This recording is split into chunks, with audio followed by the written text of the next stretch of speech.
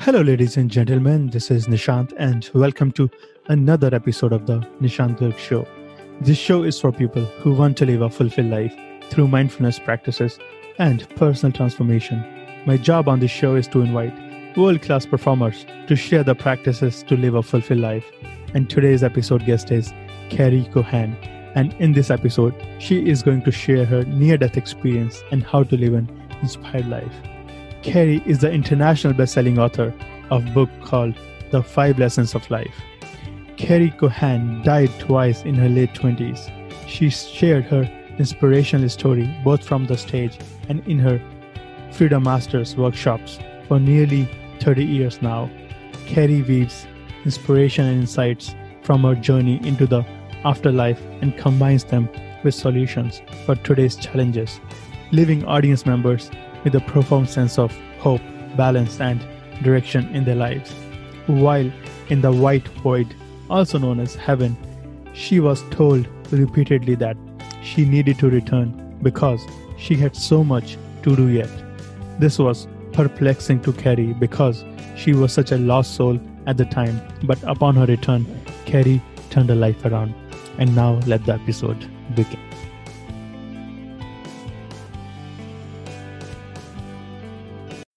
Carrie Kohan, welcome to the show. Oh, thank you for asking me to join you. My pleasure. And your profile is so diverse, coming from near-death experience, national child advocate, so many things, and becoming an international book author of The 5 Lessons of Life. And it's been a long journey, I must say. Can you please explain your near-death experience? You died twice in your late 20s, and I'm very interested to know more on that. Absolutely. I died twice. The first time I died was through alcohol. I choked on my own regurgitation, my own vomit. Terrible way to, think about it, but that's how I passed. And I had been beating myself up emotionally, physically, through alcohol because I was so saddened after having an abortion. I really didn't want to have that abortion, and I felt compelled to do it through pressures with families, and especially with the passing of a family member. So I made that decision, and it just about killed me. So I started to drink heavily, and there I was 4 years later, and I got so drunk that I couldn't move. I was incapacitated. And when I started to throw up, I couldn't move, and I died. I slipped out of my body, and I hovered above it. And for a long time prior to that, I kept seeing really dark things, like visions of, very evil eyes. I would have little gremlin kind of creatures. I could hear them, sense them, feel them. It sounds crazy, I know, to some, but since writing the book about this, it's been actually 1 year anniversary is next week. Since writing it, I've had so much positive feedback that people have had the same experiences, and they've seen a very dark side and realized that that was their wake-up call. It was their basically creator giving them a shake and saying, come on now, you got to smarten up. You got to get back on track here, because your soul, I believe, your soul is here to grow, to advance. And if you are beating yourself up continuously, emotionally, physically, verbally, with the negative dialogue, you are, I want to say, destroying your spirit, but I hesitate. The reason being is what I learned when I was in heaven during my second death was that you cannot destroy your spirit. It's a pretty powerful, energetic being. And so it can be transformed and it can be transmuted. You can actually, deplete it, but you cannot destroy it. So you can end up going back to the light, because everyone goes back to the light in the end, but you can go back worse off than whence you came, was what they had said to me. And that really rang true to me, because during that first death, I was destroying my spirit to the point that, the darkness was really engulfing me. And that was my wake up call. So I came out of that first death, stronger. The way to fight, the darkness was to call in that light. And, whether you call him or her, God, Buddha, Allah, whatever label, whatever name you have for, the spirit, everlasting spirit. For me, I'm Native. I'm Ojibwe and Cree. And so, we call him grandfather spirit, and, whatever label you have, you have to call in, and command that spirit to stand beside you. And that is the way to, let fear go, let the darkness go. It literally cannot be standing in the light of Creator, the light of God. You cannot have darkness when you're standing in that kind of light. And that's what I learned. So it turned my life around completely. And surprisingly, a year later, here I had turned my life around, and I was not drinking anymore. I was working with CBC, which is like BBC in Canada. It's a government broadcasting system. And I was working with them on a TV show called Front Page Challenge. I was really, taking off. And I left my boyfriend at the time, and it was heartbreaking. I literally was heartbroken over it. But at the same time, I met my future husband 3 days later. So I ended up having a heart attack with my second death, and that's a whole other story. So did you want me to? Can you please elaborate on your second story? Absolutely. So the second death was really interesting. I could feel the chest pains coming. I really dismissed it. I thought 27, 28, I guess it was, way too young to be having a heart attack. And so I dismissed it. And I thought, I'm just going to lie down for a little bit, and I'm going to rest. And if I wake up and it's still there, then I'll go to the hospital. Well, as soon as I laid down, boom, this huge pain came like a vice in my chest. And immediately I was popping out of my body again. And I slipped out of the top of my head, and immediately this huge brown bird came and swooped down and picked me up and brought me into the light. And I had never seen this kind of brown bird. I'd never heard about it in mythology, nothing. But it was taking me to meet the Council of Men, it said. I had never heard of the Council of Men. And consequently, I've learned that many people that have had near-death experiences, well, not many, but a few that I know of, have actually gone to meet the Council of Men. So it's confirmation that, I wasn't the only one. And remember, this is back in 92 and 93, 1992, 93, right? So we didn't talk about this stuff back then. No one was talking about near-death experiences and going into the light and all that stuff. So it was really a new experience for me. And I ended up going into the light, and that's where, I was shared the 5 lessons of life. I went through what many, describe as your life review, where, for me, I went into a hologram. It was a circular sphere that had a cube in it, and within the cube were 4 pyramids that, went to the center. All the tips came to the center, and that center just lit up, and you could actually see movement in the center. It was glowing. And so I was feeling compelled to move forward. And as soon as I moved forward towards this hologram, I went into it. And that's where I could experience all of my experiences through life at like a high speed, full, high definition experience. It was like I was there. I could smell, I could see, I could hear everything.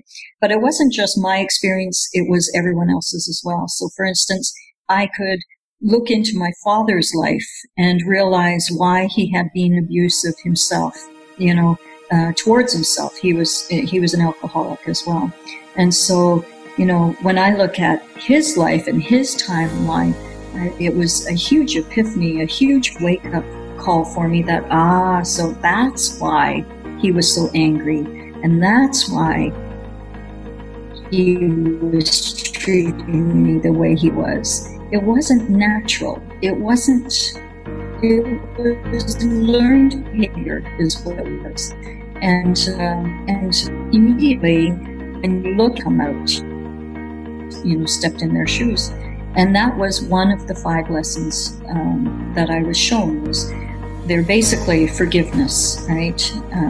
Forgiveness leads into compassion. Then there's faith, there's trust, and unconditional love. And basically all of them, come together in gratitude. So the 5 lessons are life-changing when you actually apply them. They sound so simple, don't they? But when you apply them, they're magical.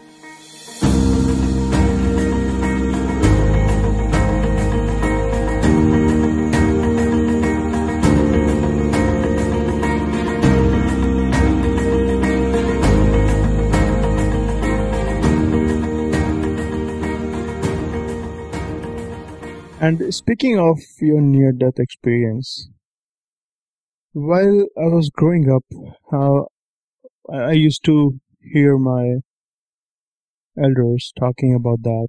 When you die and when you go to heaven or hell, you get to meet your ancestors.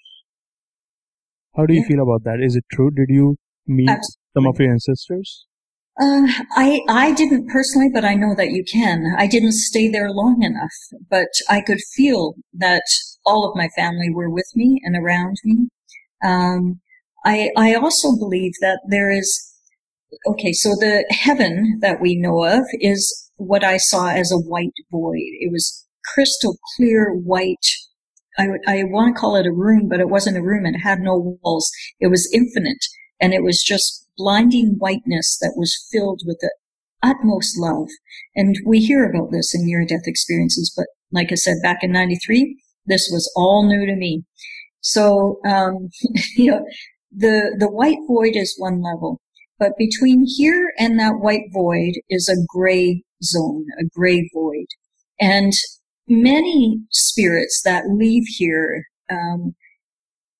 especially if you're a suicidal soul, if you're a suicidal soul, you have a choice. You can go into the gray zone or you can go straight into the white void, right? The gray void of the white void. So if you were to go into the gray void, this is where you're lost. This is where you're not practicing faith. You're kind of feeling like trapped. Oh my gosh, what am I doing? And it's like a living hell. And that sometimes you will actually see your ancestors on the other side of like a veil, and you can almost reach through to them, but you can't quite. And what they're doing is trying to get you to have enough faith, enough trust that you can go into the light, that you're worthy of love. You're worthy. Who does that? Who does that in the gray zone? So it really is just spirit. It's your ancestors. It's your spirit. It's also, so there's a difference between your spirit and your soul. Your soul is in the collective up in what we would know as heaven. Okay. So your soul is up there. Your spirit is an extension of your soul, and it comes to here on this plane, and it is what occupies your body, right? So there is a silver cord that connects your soul to your spirit and your spirit to your body. So often when people have out-of-body experiences, they say that they can see that silver cord. That's because you do have a line, it's almost like a telephone line, an energetic cord that connects you from your soul to your spirit and your spirit to your body. So when you're in the gray zone, if you're ever in that gray zone, and some people do go into it. In fact, there's a #1 best-selling book out there on near-death experiences right now, and it was a doctor that went into a coma state, and he spent a lot of time in that gray zone, the gray void. And he talks about it. He says that he felt like he was in there forever, and it was torturous. He could hear, torturous sounds and faces and all that stuff. And he also could feel that there was benevolent, beings around him, and it was like this veil. And I was, looking at this and thinking, well, I can explain it because this is what I saw in my near-death experience, is that he was in this gray void. And what's on the other side of the veil, it can be people from here praying for him or her, praying that, they're going to go through and go into the light. It can be, ancestors from the other side that are also there to help, to assist, and to lift the spirit. Because often this happens, I shouldn't say often, but sometimes a suicidal spirit will go into that gray void because they don't feel worthy, because they have beaten themselves up so much that they've depleted their spirit. And so to go into the white void can be, in their intellect, painful. And we have a choice at that point of time.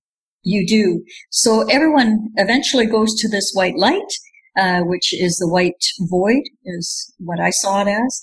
But it can be a struggle getting there sometimes. And that's where the ancestors can come in. The Day of the Dead, like in Mexico, they have one day of the year where they celebrate, and they have a wonderful day where they pray for those ancestors that have passed, and they pray so that they can go into the light, and they celebrate them and they lift them up. Well, that's what, if anyone is in that gray zone, gray void, by having a celebration like that and celebrating what was great about their life, it literally lifts them up out of this zone. We have some traditions back in India as well. Do you really? Oh, my brother, my own brother, passed away 6 years ago due to blood cancer. Yes. So I remember my parents do some rituals every year. We give food in temples, we give clothes in temples, so whatever food my brother used to love. So my parents gave those food to the priest in temples as part of our Hindu tradition. I was born in Hindu traditional family. So so I've seen those traditions, and my great grandfather, great grandmother. So in my family, people still have those rituals. They give food on an annual basis. Right.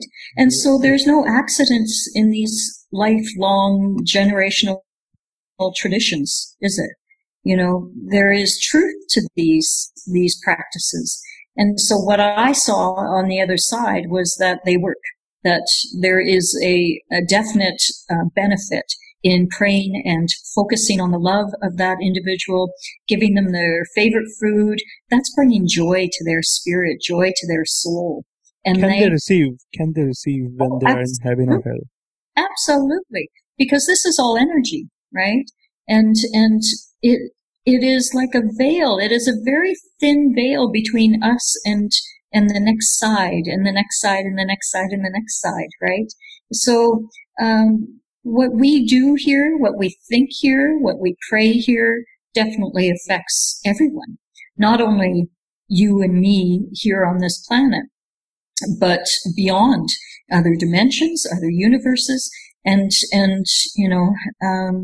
heaven. Absolutely. And when somebody dies in our family, or if someone who we love so much, when they die, and I have seen that, and I've observed that. I used to see my brother in my dreams after he passed away. In fact, my mom still does see him. Mm-hmm. Is it because we keep thinking about that person? Is it some sort of a mind hack, or they really come in our dreams? No. They actually come and visit you. Absolutely. There is a definite communication, and you can be in more than one place at one time. Quantum physics has proven that you can, a single atom can be in more than one place than what we would see. It can be in multiple places at the same time and have different experiences, but it's the same atom. But when those people come in our dreams, they don't speak. We can only see their gloomy face, but they don't speak. They don't communicate. Have you seen that? Yeah, no. If they're gloomy, just send them love. You know, they're either trying to communicate with you. Perhaps they can't say any words that you are able to hear. If you're not able to hear, they're trying to show you an image that will speak to you.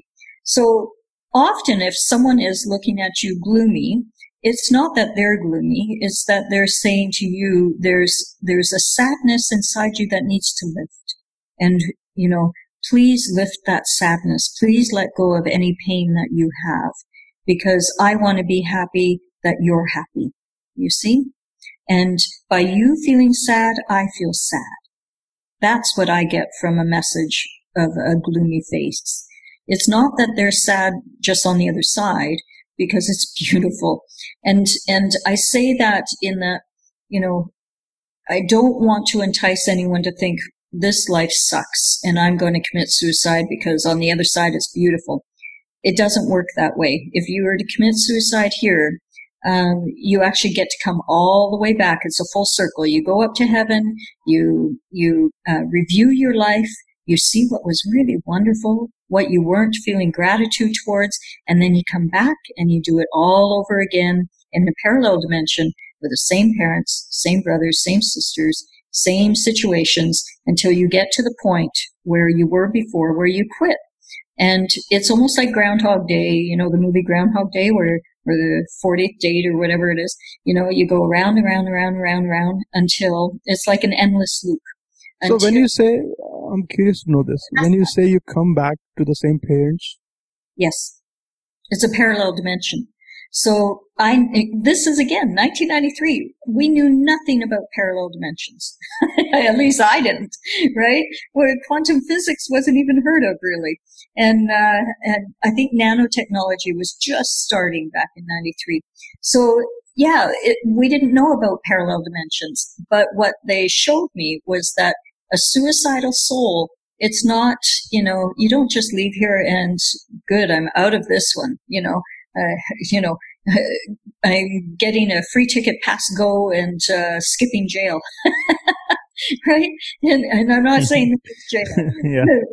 but what you do is when you do commit suicide, you know, you actually go up and you have a little reprieve. It is nice, but then you have to come back and you do it all over again. The purpose of our lives is to get through our lives and to grow the spirit within, to grow the joy and the prosperity and the love within. If our purpose is to grow the spirit within, can we do that living on the same earth and not have to die?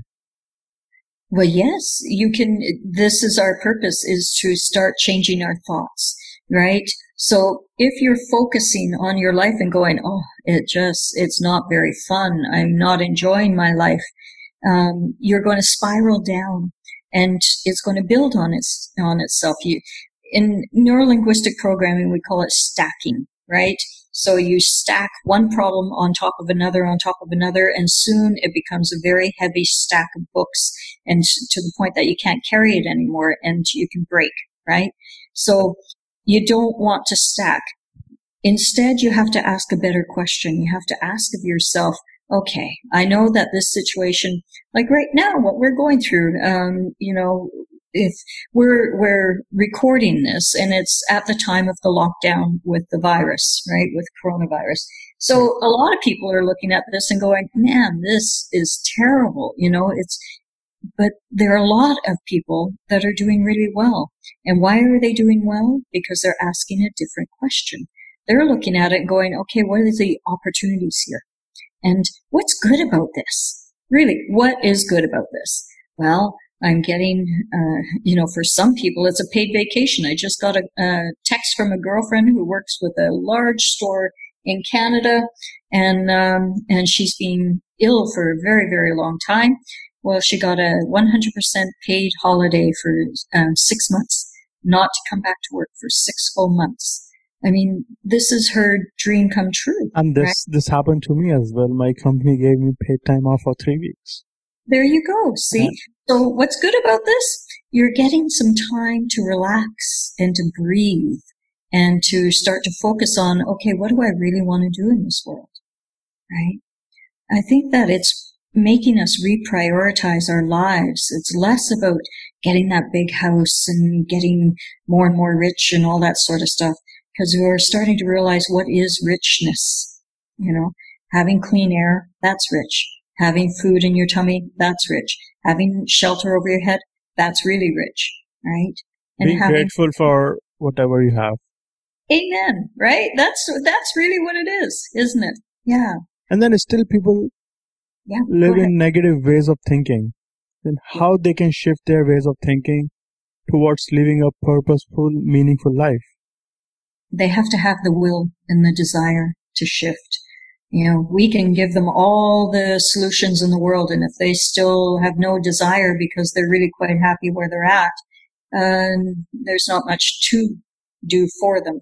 I used to work with Tony Robbins, and I don't know if you know a motivational speaker. I love Tony Robbins. Everybody knows Tony Robbins.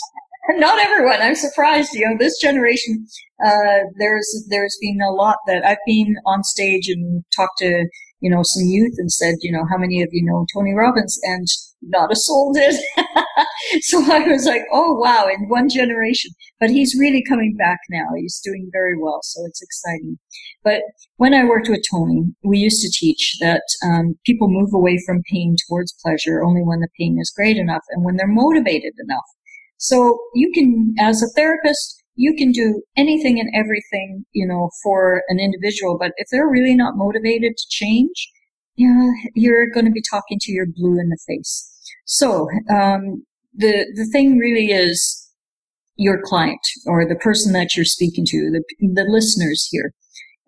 You have to look inside and ask yourselves, how motivated am I to change? How motivated am I to see the bright side of this whole experience that I am calling my life, you know, and do I really want to turn it around? And if I do, then there's some pretty simple things that you do. And it's basically the 5 lessons. So you ask yourself, you know, imagine that, you know, what's your greatest pain? You know, is it someone that hurt you as a child? You know, for instance, if, you know, it wasn't mine. My mother was my best friend, but a lot of my clients have mother issues. And so, you know, the forgiveness of, you know, the person that hurt you, in many cases, it could be mother, father, sister, brother, whatever. And so forgiveness of them. When you can actually say, I forgive you completely, then it frees you. And a lot of people have problems with forgiving because they want to hold that person accountable. Damn it. You know, if what they did was so horrific, I want to hold them accountable. And what you're doing is you're locking yourself down and you're isolating yourself within that experience, that pain. And you're keeping yourself locked to that person, bound to that person that hurt you, because you're not freeing yourself through forgiveness, you see. And how people can forgive, even if they want to forgive? Writing a letter. It's called a release letter. So you never send it to the person that hurt you. Never, ever, ever. You don't even show it to anyone, because this is between you and your spirit and letting go. This is all about you. It has nothing really to do with them. It's more about you.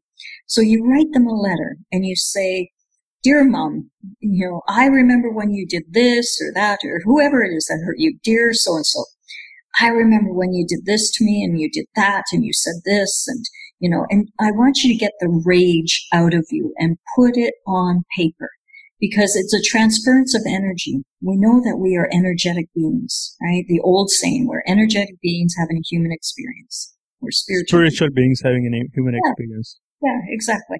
So, you know, we are energy though. So you transfer that energy out and you put it onto paper. And when you put it onto paper, you can actually feel your body becoming lighter. And so what you do now with that paper is something that is age old in our tradition, in the native tradition, and probably yours as well, is that you burn that paper.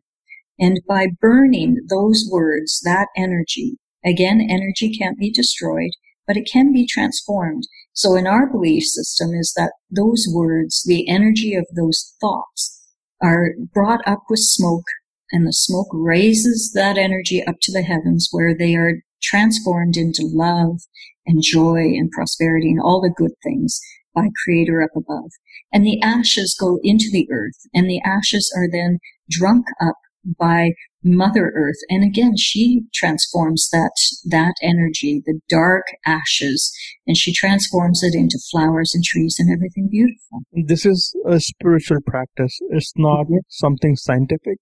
And this is something we just have to believe in it and do it. Well, there's been lots of scientific studies on, releasing energy.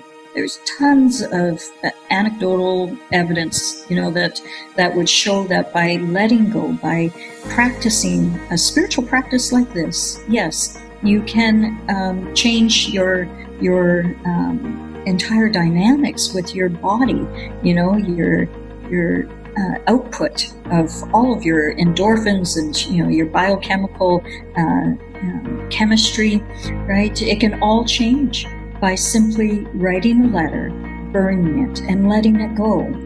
And conversely, you also have to write a letter to yourself, because in forgiving someone else, there's always a part that you have played in this. And so it is forgiving yourself for any words that you said that were maybe hurtful or harmful, and forgiving yourself completely for anything that you said, did, or participated in. And again, burn that letter as well. And you release any ties, any spiritual ties between each other, and you let them go.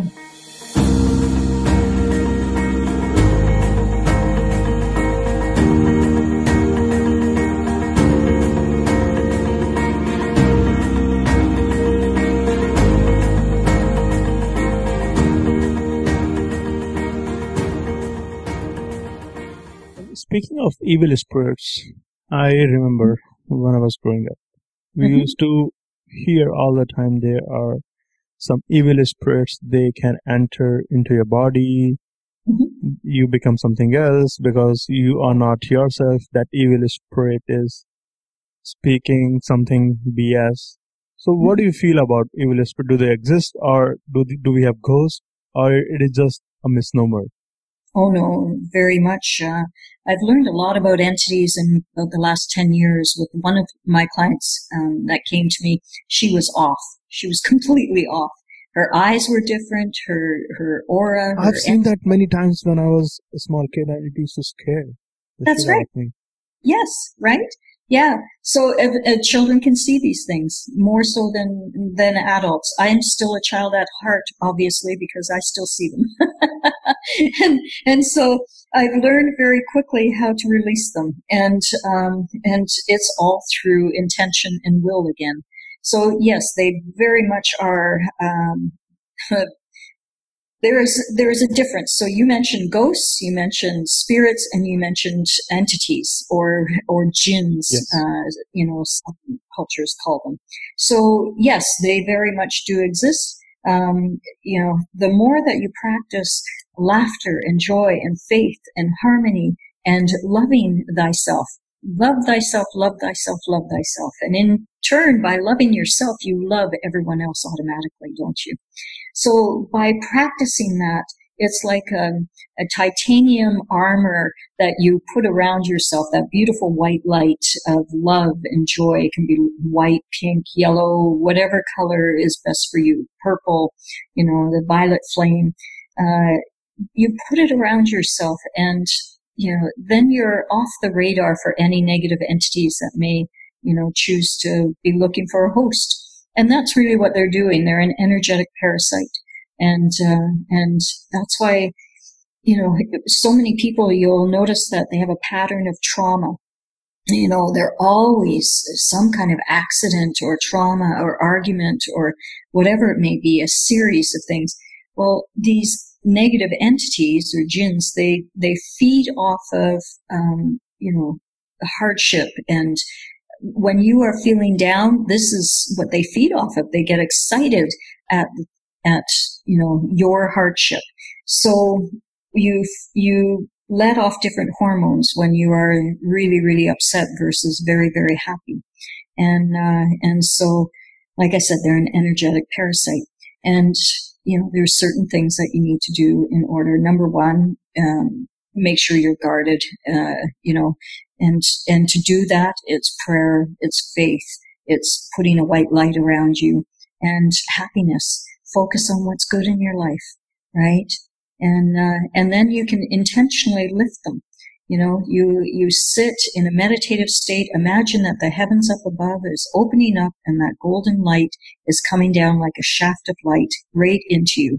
And you command that these negative entities, the ones that are no longer serving you for your best and highest good, you state, I release thee, I release thee, I release thee. And you command them to lift up and out of you and go into the light. So these evil spirits exist around us. Yeah. And when we are not happy, when we are focusing on negative things, those evil spirits get excited, if that is making sense to you, if I'm saying it somewhat closer. So just because you're sad doesn't mean you have evil spirits in you, right? I mean, it can be just that you're sad. But if you're chronically depressed or you just can't lift your head up, you have to lay down and put your head down on the table, you're lethargic, you have no energy, that is a really strong sign that you have an energetic parasite inside you. So simply ask, do I have any negative entities within me? And ask yes or no. And feel, yes is a lighter feeling, no is a heavier feeling. Yes can be actually heard, and no can be actually heard. It depends whether you're kinesthetic, auditory, or visual. So again, going back to neurolinguistic programming, right? Everyone has different modalities, different ways of that you see the world, you feel and experience the world. So some people can hear the answers. Do I have any negative entities in me? Yes or no. Some people actually hear that. They'll hear the answers. Others will feel it. They'll feel lighter and brighter for a yes, or they'll feel heavier for a no. If you're feeling heavy after that answer, then simply state to yourself, okay, I am now I don't like using the word getting rid of, because that is pushing it away, and what you resist persists. So you want to release them, and you simply get in meditative state, and you feel them uncoiling inside you. You actually can feel it's like, that's a whole nother subject, but you can feel them leaving you. You can feel them uncoiling and coming up into the light. And what are the resources available if somebody wants to go deeper into the subject? Yeah, so come to my website. It's carriekohan.com. I do one-to-one sessions. We do a group session that is the third Saturday of every month. And we talk about all kinds of different things. We do actual visualizations and meditations that can help you with this. Read the book, The 5 Lessons of Life. It goes into real details of how to find that joy again, and how to change your world, and how to improve your life. And this book has been the international bestseller, and this has been, I think, on the list 49th week.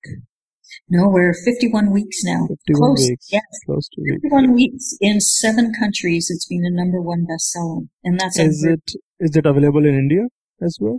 It is. It's on Amazon in India.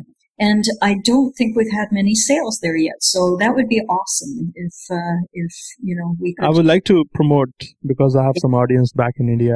I would love to promote this book in India. That would be lovely.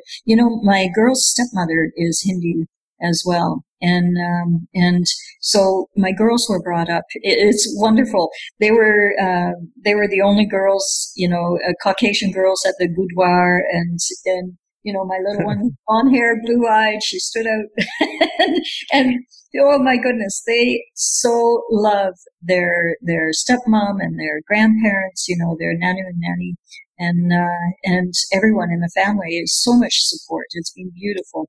So they sing Doom Chale and all of that. So it's been a really wonderful experience for my children. And in your book, 5 Lessons of Life, we have mentioned a lot about forgiveness and what forgiveness can do in our life. What are other lessons, if you can please elaborate on other lessons from your book? Absolutely. So forgiveness leads to compassion. You need, in order to be compassionate, you need to have forgiveness, right? And you need to have empathy. So compassion comes by walking in another's shoes, and that's a universal lesson, isn't it? When you walk in someone else's shoes, you understand their viewpoint, you understand their motive, and compassion just naturally walks in, doesn't it? So in order to have compassion, you need empathy, because empathy leads to an open heart, and an open heart leads to forgiveness, and forgiveness leads to compassion. It's a full circle, you see? So compassion is the next one. The next one is faith, and faith is an interesting one. I'll actually refer to my book here because, faith I saw as a noun. When I was writing the book, I thought, yeah, faith is actually like it can be a person, place, or thing, right? It's the natural essence within either a person, a place, or a thing. But trust is a verb. Now, trust is an action word. So when you combine the two, trust is actually faith in motion, right? And so trust, I think, is one of the hardest of the 5 lessons, because if you've had your trust broken, man, it can be. It is tough. It's tough to trust again, isn't it? But it's also essential.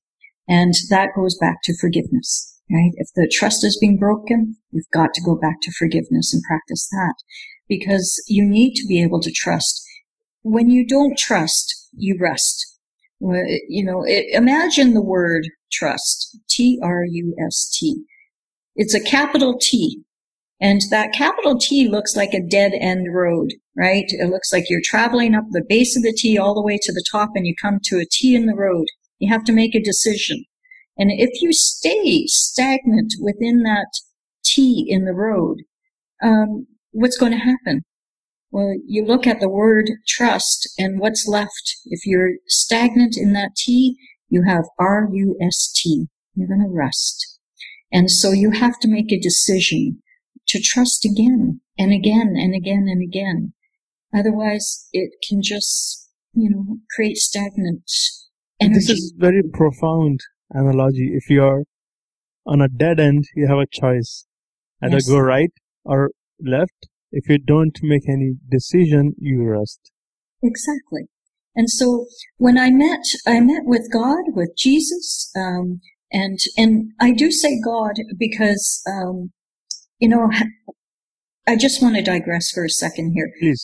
When I was in my second death, I first met Creator, and I could hear so many names around him, and I literally didn't know what to call him. And he looked what I saw as God from being a little girl, being brought up in the Catholic Church, in military school. We had Bible classes in our school system. And so I saw God in a very specific way, and that's who I saw when I was in the white light. But I also heard other names. And so I asked him, what do I call you? And he said, it matters less the name you call me as long as you call my name. What is his name? It can be Allah, it can be God, it can be Lord Shiva, it can be whatever name you choose, because all religions really go back to the same thing, and that is. And here is my confusion that many religion. I was brought up in a Hindu religion, and now I do not believe in one religion. I believe every religion meets to one thing, and believing in spiritual power. But Christian, Catholics, Hinduism, they all say that Hindu God is the one, or Jesus is the one, and just following only the Jesus. I'm not discounting on any religion over here. It just, I hear it all the time, that Jesus is the only way, or Allah is the only way, or Hindu God is the only way. What thoughts do you have on that?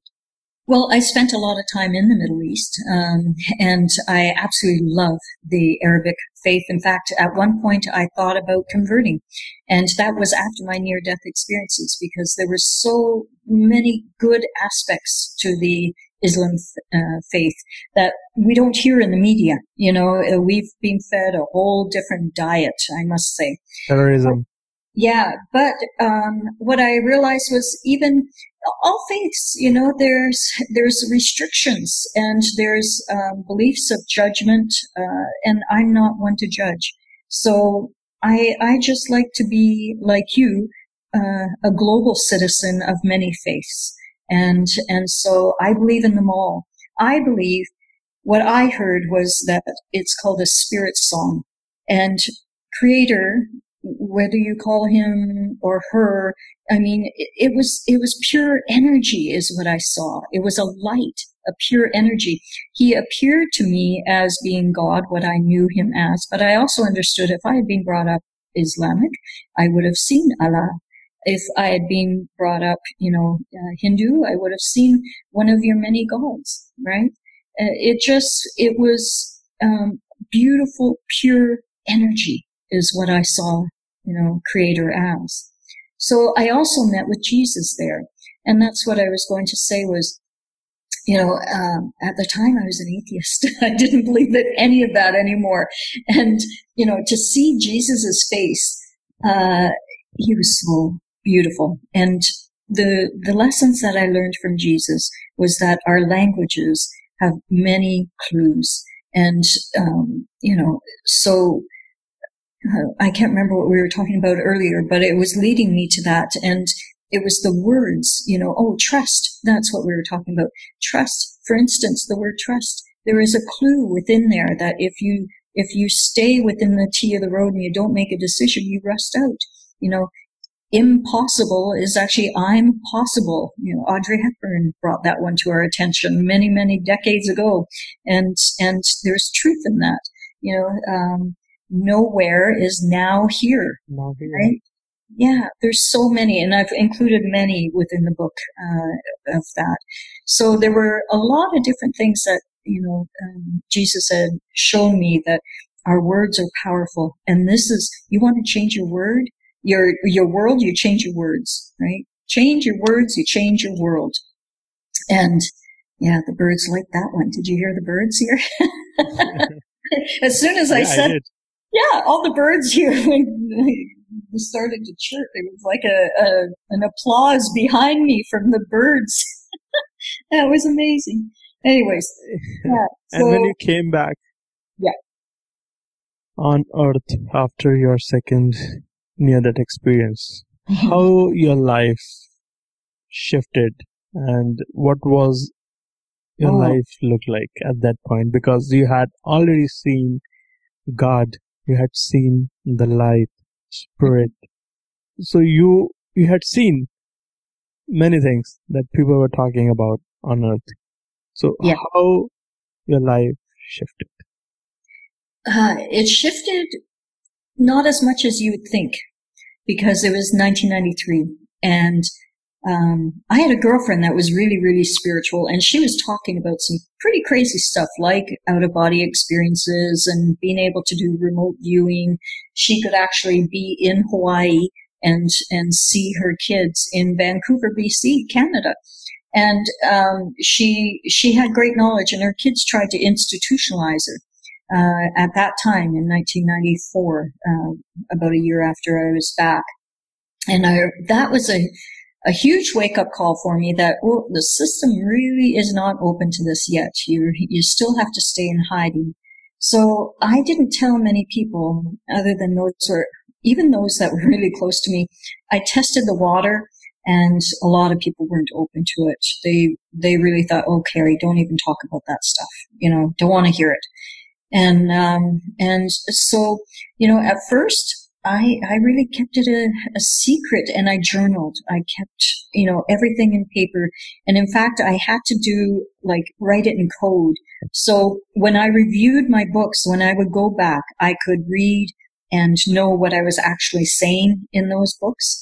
But, because I was afraid that someone would actually find them and call me nuts or whatever. So it wasn't until, when I first came back, I knew that I had gifts. I could hear messages from spirit guides, from angels, and from Creator. I could hear, directions that were being given to me. And so it was often through visions or through actual voice that I could hear in my right ear. It was always just behind my shoulder, and it would be in my right ear. And so I started to just listen and follow those instructions. And one day I was living up north. By this time I had gotten married. I had a 2-year-old little girl, and she was such a sweet little one. She had been very ill. She had been in children's hospital for about a month with beaver fever, it's called in Canada. It's giardia, so contaminated drinking water from the town that we were living in. And there were 5 little ones that got sick, but she was the first. And so anyways, pedophiles often target children that are neglected or very ill because they don't give much of a fight. And so we had a 3-time convicted pedophile living next door that I was unaware of. And he saw our daughter, and she was so little. She was down to 16 pounds, and she was just very vulnerable. And he targeted her. So one day I'm in my kitchen and I'm cutting vegetables, and I hear the floorboard creak behind me, and the blood drained from me. I tell this story often, but every time I still feel it. I'm getting choked up. So I felt him behind me, and I turned around with this big knife in my hand, and sure enough, I didn't know him. He was a stranger to me, over 6 feet. I'm under 5 feet. I'm tiny. And he was heading towards a nursery to go get my little girl. So I learned very quickly by How did you stop him? I chased him out. Mama Bear came out at me. I was like, who the heck are you? And what are you doing in my house? Get out. I just roared with, it came from a deep sense inside. This protective instinct. And I had a huge knife in my hand. And I think I scared the bejesus out of him. I mean, he turned on his tracks and he ran out the door. And so of course I phoned the police.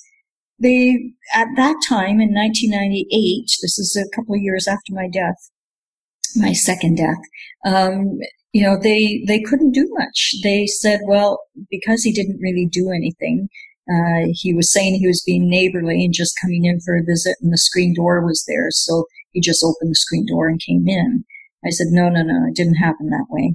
Anyways, long story short, I learned very quickly he had more rights than we did in Canada, and our family was very vulnerable.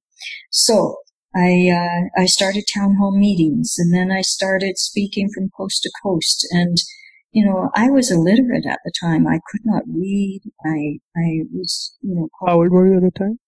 I was in my, I would have been 34 at the time. And, all through school, I was called a dummy. I was called, lazy, very much shamed for not being able to read. And we didn't know about learning disabilities back then, right? So anyways, I ended up chasing him out, and I changed all these laws. I started a 17-year volunteer career of amending laws in our country and beyond, actually, to protect children from predators. And it was all spirit-driven and given. People ask, how did you change all these laws when you couldn't even read? And it just, I was always in the right place at the right time. And studies would just be given to me and explained to me, and then ended up being a federal government witness. So, when you see those hearings on TV with cabinet ministers, the justice ministers in Parliament, and you see those 4 witnesses that are giving expert testimonies, that was me. I was one of those 4. And the motivation here is for our listeners is that it is possible to create a life that you want to create. It's going to be tough. It's going to be so challenging. But if you have that spirit desire, that spirit calling, purpose, you can do whatever you feel like to do. There is going to be so much failure in that process, but sticking to your purpose and sticking to your goal, sticking to the path, that it is possible. It may take time, it may take years, but it will happen in some or other way. Yeah. Yes, that is the lesson, isn't it? That to trust and have faith that you're doing the right thing at the right time, and that it is all going to work out in the end.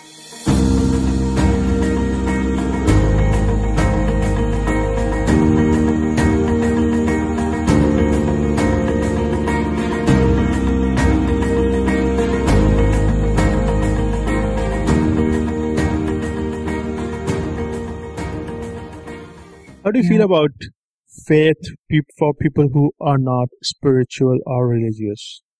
Oh, I've been there. And so I'm not to judge. I'll be the first one to never cast a stone at them, ever, ever. It's not for me to judge. They're on a path. They're doing their thing. And, if they choose in this lifetime to come around, that's fine. And if they choose not to, that's fine too. They're still, in my belief, they're still going to the light. They're still going to have a life review, just like I did. And I truly believe that we have soul packs, right? When you go to heaven, you have a soul pack. You have a group of people that you choose to come here with. And one of my soul pack members was that pedophile, right? That was after my daughter. And so I truly believe that in heaven, he is my best friend. And he agreed to come to have a heck of a life himself, to give me the opportunity to change society, to embrace the 5 lessons of life, to forgive him fully. I'm having all these weird questions in my head right now. Does anybody go to hell? Is there a hell concept? Hell is something that is here on this plane in Earth, and Earth is a construct. This is a place that we can come to, like a school. And we can choose to either grow our spirit beyond measure, or we can beat it down with our dialogue, with our thoughts, with our feelings, right? And so here, this is the world of contrast. We have up, down, in, out, left, right, good, bad, devil, God, or, one of the lords, right? You have a dynamic of contrast here.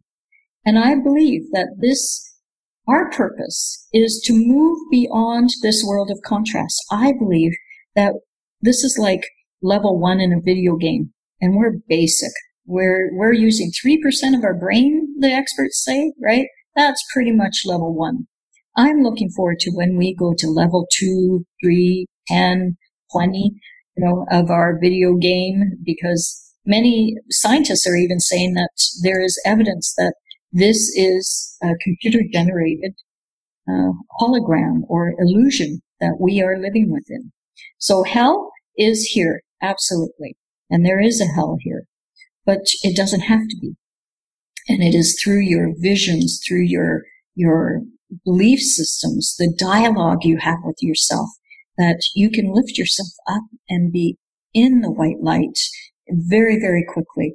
And I'm not saying this is more figuratively. You can live and embrace a beautiful, blessed life in everything that you do and see and feel here, simply by making that decision that, my life is beautiful and I'm really grateful for it. And from this day forward, I'm focusing on what's good about my life.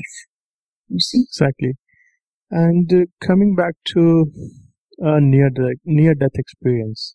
Yes. Why very, very few people experience that, and not everybody gets to experience that? Well, I believe that more and more are coming out.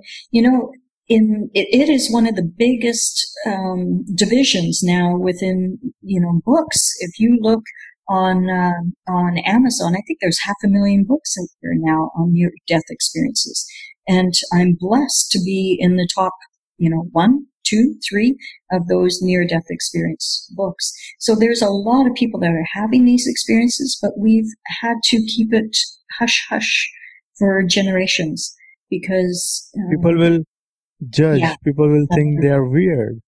Yeah, oh gosh, yeah, you should see some of the looks. Okay, so I finished my book originally 4 years ago, and I was so excited. I was like, yes, I finished the book. And I came out of the hotel where I had been writing it for 3 days. My girlfriend had kidnapped me, and she said, we're going to a hotel room and you're going to write this book. And I said, okay. So we stayed in the hotel room for 3 full days. We wrote it. We got it out. And I had to catch a cab home. And the cab driver had a very fundamentalist belief system. And he was like, wow, you're really happy. And I said, yeah, I just finished my book. And he said, what's it about? And I said, well, I died twice. And he started to get angry. You think that you went and saw God? Are you kidding me? And the judgment came out. And wow, it floored me. I thought, okay, this is a taste of what I'm going to experience. I have to prepare for this. And I sat down and looked at the book again, the manuscript, and I heard very clearly, wait 8 months. And I thought, 8 months? Why do I have to wait 8 months? And it said, this voice inside said, wait 8 months. Go to the calendar, circle the date. So I went to the calendar, I circled the date, and 8 months that day, my father passed away. And I had to think again, okay, so what is the correlation between releasing the book and my father? And I realized I wasn't being congruent with this book at that time. I wasn't practicing the 5 lessons of life with my own father. He had had a hell of a life himself, and he had, really amazing parts of his life, but he had some pretty dark parts as well. And I was writing about those dark parts without giving him the credit or the honoring who he was and still is to me. So I wasn't congruent. I wasn't practicing the 5 lessons of life myself. So I realized that the cab driver and my father, those were really good lessons in practicing the 5 lessons. And so the cab driver, I had to think, what did he feel so threatened about?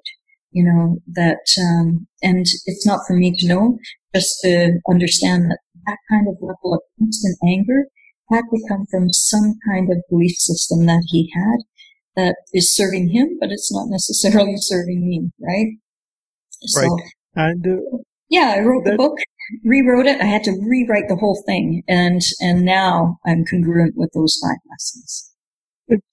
It's amazing to listen our inner voice, and you listen to your inner voice and postponed the book publication for 8 months. Mm-hmm. How can we listen to our inner voice on a daily basis? It comes back to trust again, So, I've had a vision, gift of sight, some people call it, since I was a little girl. And a great example is when I very first started to come out of my spiritual closet. And, I had a friend that said, oh yeah, Carrie can see things. And his friend then said to me, oh yeah, go ahead and read me. Well, I got a little nervous, and the first thing I saw was him in Saudi Arabia, and he was racing camels, and he was red hair with freckles and Canadian, and 6 feet tall, or 6'2", maybe 3, and just I couldn't imagine him in the sunshine all the time because he would just burn. And I dismissed that thought. I dismissed that little voice, those visions. And so, I told him a few things of what I saw or felt, and he went, yeah, it was all right.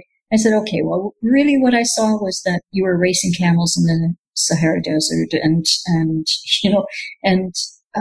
you were the only Caucasian kid there, and flaming red hair, you were burnt to a crisp. And his jaw dropped. because it turned out that his father worked in Saudi Arabia, and he was brought up in the desert, and he raised camels as a little boy, as a young teen. So yeah, trusting that voice that you hear is correct, and that comes through meditation and prayer, a lot of connecting with the source that is, the highest good for not only yourself but for all concerned. So that's how we always start prayer, right? And when somebody is dying, they are in a hospital, they are having a very terrible disease, and their family prays every time. Even in that case, their prayers goes unanswered, and that person dies. Right. So where do you think prayer plays that role? Because a lot of people give up faith on God. They think if they are praying, God or universe or whatever will save their loved one, and they die.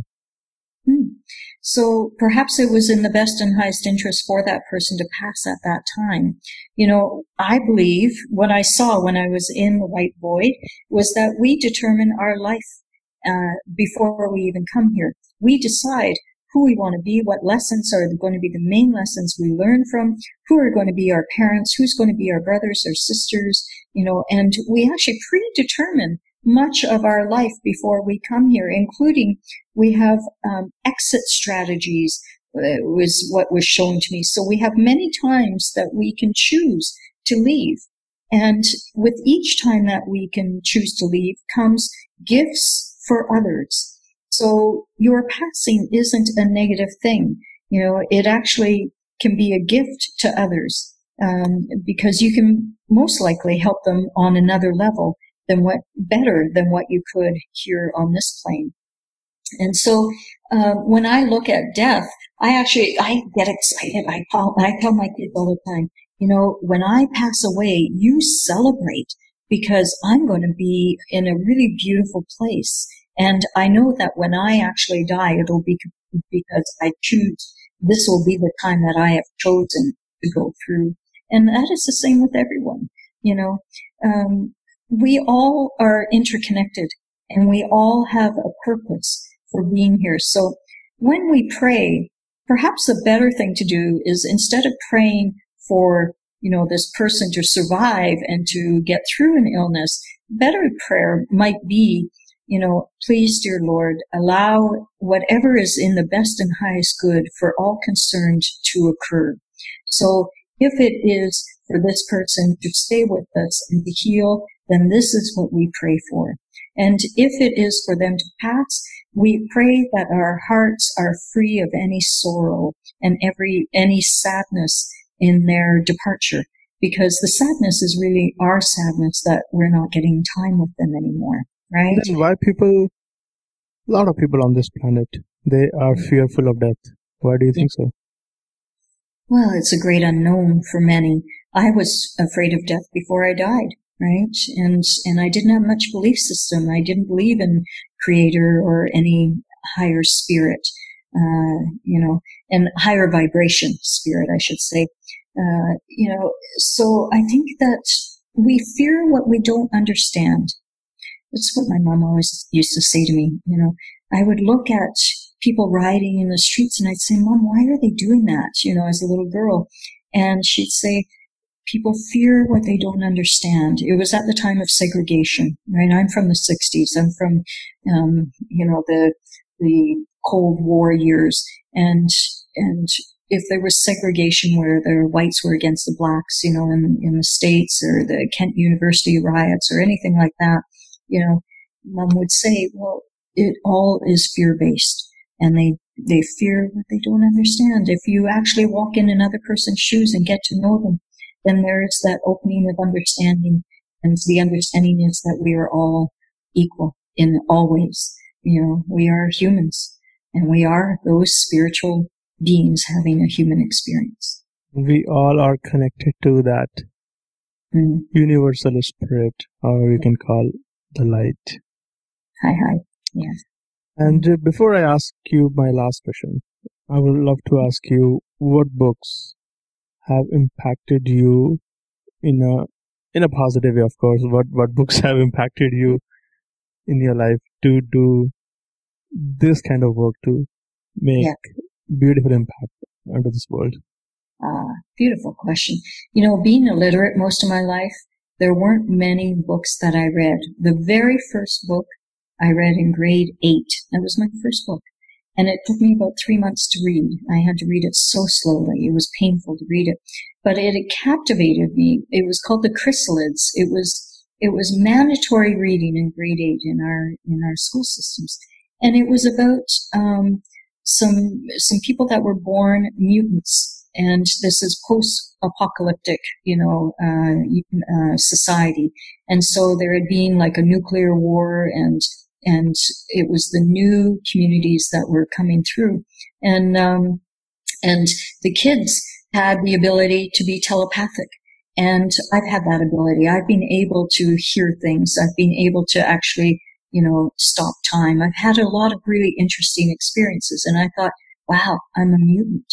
And so it gave me the, the insight for the first time that I wasn't as strange as I thought I was. And that, perhaps there are other people that are having these experiences. And so that was the first one. The next one was many years later. It wasn't even in the bookstores or anything. It was, Celestine Prophecy. And it was being sold out of the trunk of Jim Redfield's car. He had sold 100,000 copies out of the back seat of his car, he says, or the trunk of his car. So, again, it was like my book being self-published, and this book, Celestine Prophecy, it talks about something that I know to be true, and since then has proven to be true, was that there was much knowledge buried in scrolls. And in those scrolls were lessons. And in those lessons were insights. So those insights, the 9 insights, I would read a chapter of Celestine Prophecy, and I would have to take a rest because I wasn't a strong reader by any means. And in that week that I was resting in between chapters, or a day, everything that was talked about in that chapter with the first insight or the second or third or whatever, I would experience something, so that there were no coincidences. That's the first insight. There is no coincidences in this life. And all of a sudden I was experiencing coincidence after coincidence after coincidence, and I'd realize, there is a message here. Oh my goodness, how exciting. And it really was. So Celestine Prophecy, I think, was one of the first ones. Mutant Message was another great book. Again, going back to the early 90s.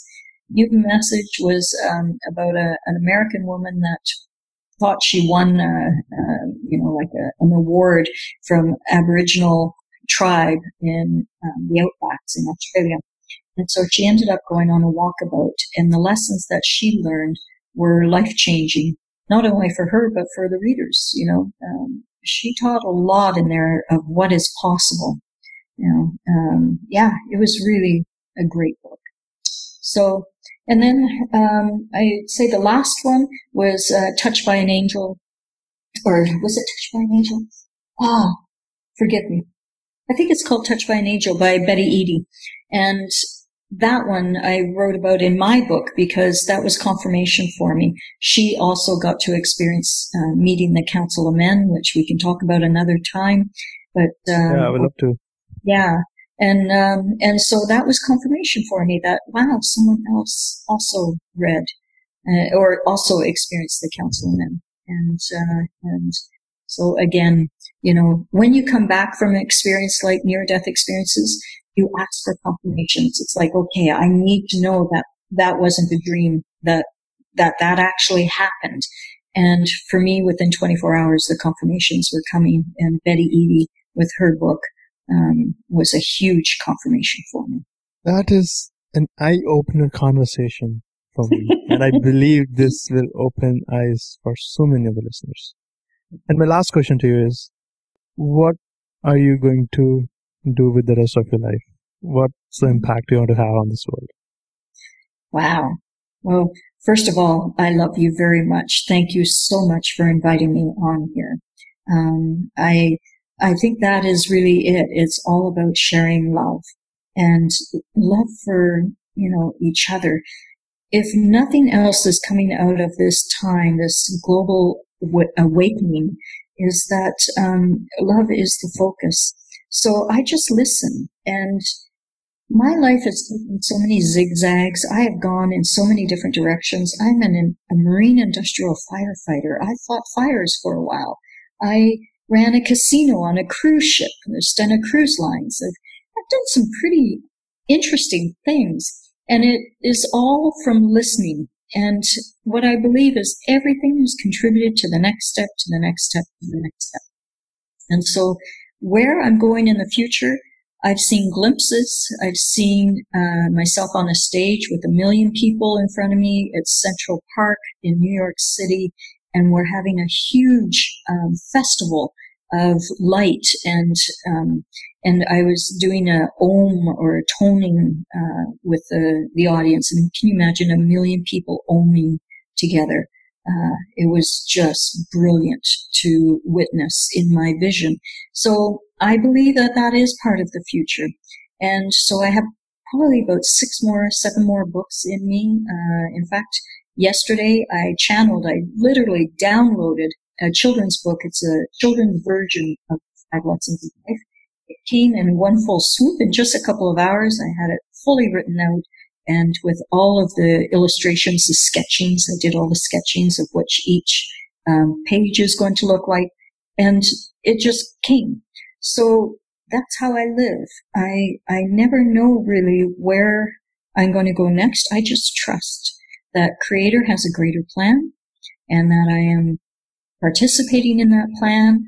I am a messenger, perhaps, or a helper. More importantly, I like to think of myself as a helper, and so I trust that I am going to be a helper on a larger scale. Is all. Trust yourself, trust in your instincts, and trust the creator of your life. Well, Carrie Kohan, it's been an amazing conversation. I wish we talk again very soon. Yes, Nishant, I look forward to it. Thank you. Thank you. It was amazing. It's been a pleasure.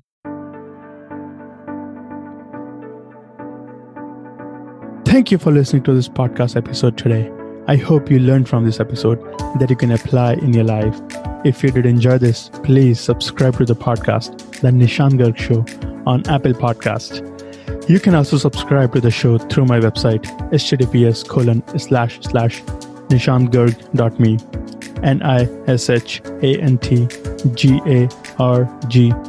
NISHANTGARG.me. You can also share this podcast with your family and friends, or whoever want to feel fulfilled. And thank you so much again.